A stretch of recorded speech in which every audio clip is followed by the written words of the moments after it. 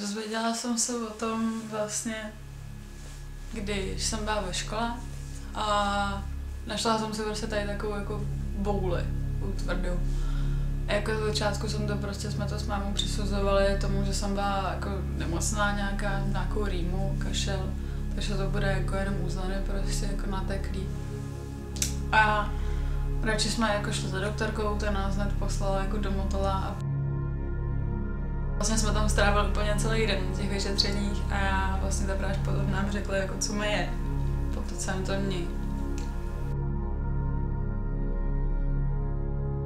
Našli vlastně Hodgkinovou lymfom, což je nádorový onemocnění, který je zhoubný.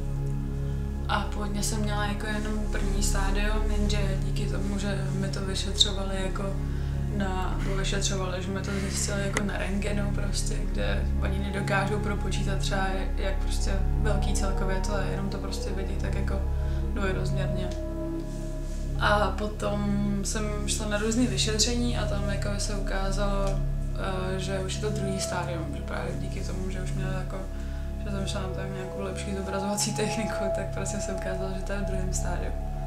A což vlastně jsem se jako nedávno dozvěděla, že spíš jich nebyla rádi, že jsem to vůbec přežila v tom stádiu, takže jako to bylo takový, že jako to šlo prostě nahoru dolů.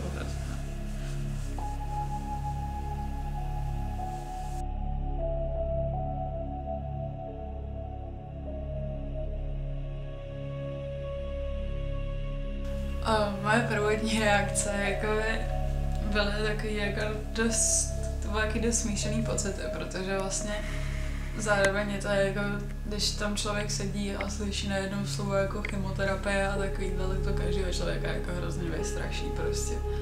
Ale jsem si na jednu stranu říkala, že to je zase dobrý, že jako prostě je to takhle strašně dobře léčitelný a že jako to má fakt jako výborný výsledky ta léčba v rámci tady toho onemocnění, se to fakt vrací málo lidem. Vlastně ta doktorka nás nějak také uklidnila to, že nám to docela jako pomáhalo v tom smyslu jako to brát prostě nějak jako líp, než to prostě vypadalo. No. Ta rodina, tak ty to vzali nějak tak jako, myslím si, že je to vzalo, ale na mě se jako snažili nebo tvářili se, že prostě se nic neděje, že vlastně úplně prostě se nic nezměnilo, že jsem úplně zdravý člověk a mi to nějak jako nepřipomínalo. Myslím si, že mezi sebou to třeba nějak řešili, ale jako mě to určitě nějak nefiltrovalo prostě. A kamarádi, to bylo taky jako, že byla jako každý z toho byl hrozně v šoku, že zrovna mě se to stalo takovýhle, že jako vůbec, hlavně půlka lidí vůbec nevěděla, že se to takhle mladým lidem prostě stává, že.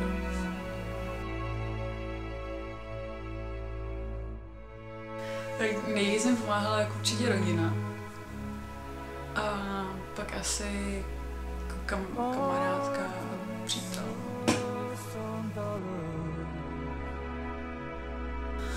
Nejtěžší pro mě asi na tom všem bylo taky, že jsem najednou byla odřízla úplně od všech lidí, který jsem předtím viděla běžně, jako třeba prostě lidi ze třídy, prostě z florbalu a takovýhle. A že najednou jsem byla jako prostě sama doma a prostě neměla jsem vůbec jako co dělat, tak jako to bylo takový jako hrozný nezvyk. A jako i těžký hrozně bylo to, že jsem nemohla dělat jako třeba ten sport právě, který jsem dělala jako fakt od malá. A že to bylo najednou, že se ten život prostě obrátí úplně o 360 stupňů a prostě najednou nemůžete hrozně moc věcí.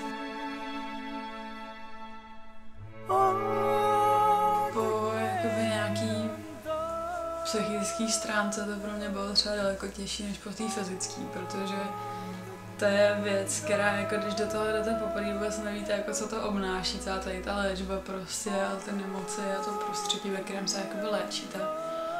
Tak je to hrozně jako takový těžký, protože si říkáte, že jste jako v pohodě, dobrý a pak prostě to chemoterapie začne najednou s tím člověkem strašně mávat prostě.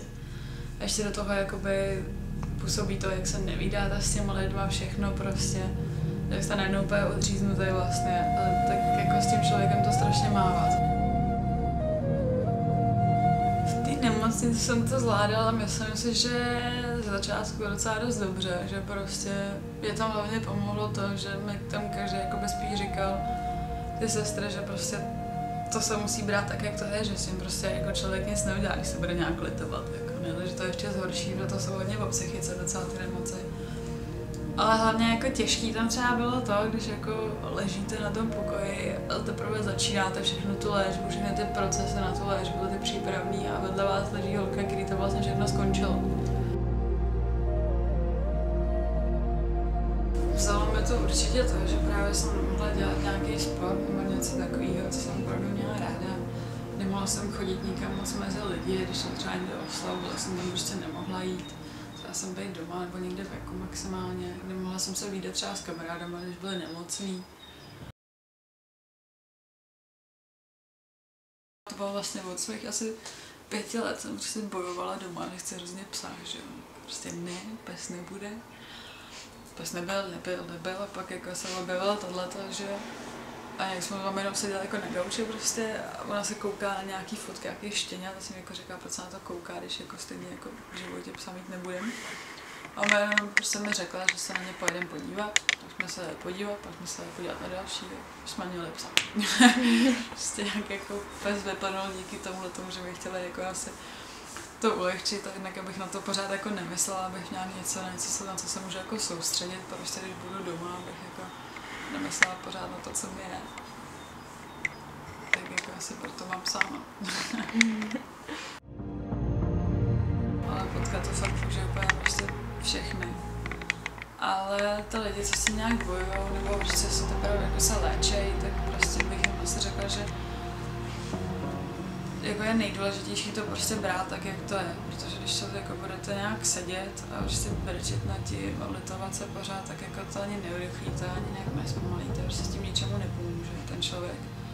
A mě v tomhle tom právě třeba hrozně pomohly ty sestry, že prostě když jsem tam přišel po tu první dávku a byla jsem taková skleslá, kde právě řekla, že jako s tím prostě nic neudělám, když takhle budu celou tu dobu, co se budu léčit, že to možná akorát tak zhorším, že ta psychika je strašně důležitá prostě. A prostě se tomu celkem nějak nepodvolovat je asi jako tak nejdůležitější, prostě, protože vždycky podvolený člověk jako se ta nemoc jako ujme víc, než toho člověka, co je prostě rozhodnutý s tím nějak bojovat a prostě se to nějak nenechat líbit nějakým stylem. No.